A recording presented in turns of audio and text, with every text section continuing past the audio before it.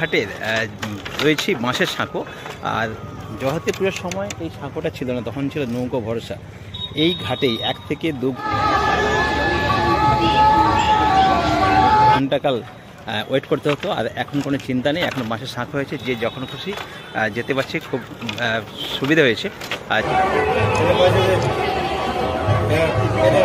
জগৎপুরের রাসের মেলার আজ কিন্তু শেষ দিন, সেই জন্য আজ এসেছি আজকে। তো এই সেই গড়ের ঘাট, রূপনারায়ণ নদীর ওপর এই গড়ের ঘাটের বাঁশের সাঁকো, খুব সুন্দর না?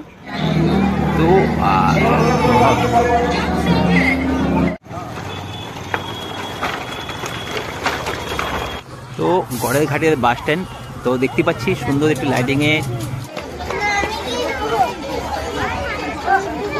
নমস্কার, জগৎপুর গড়ের ঘাটে অলরেডি পৌঁছে গেলাম। তো আজ কিন্তু রাস উৎসবের একদম অন্তিম দিন, অর্থাৎ শেষ দিন। তো আজ ভিড় দেখে বয়ে যাচ্ছে আজকে একদম শেষ দিন, কারণ এরপরে আর তো সময় পাবে না, তাই না? তো সেই জন্য তো রাস উৎসব উপলক্ষে দেখছেন, তো অবশ্যই এগুলো আপনার চোখে পড়বেই।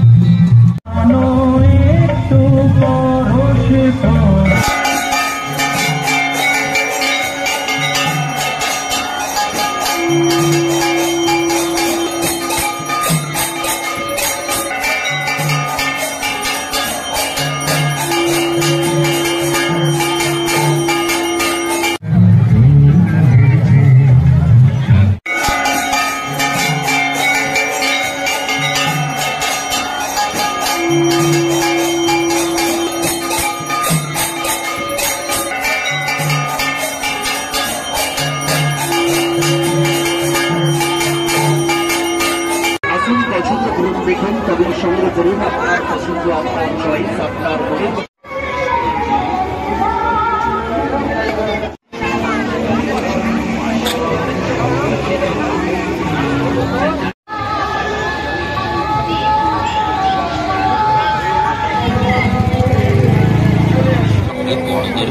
আনন্দ পেতে হবে খাবারকে। আমি বলবো খাটিয়ে দিলে যার ফলে সাইড এফেক্ট শরীরে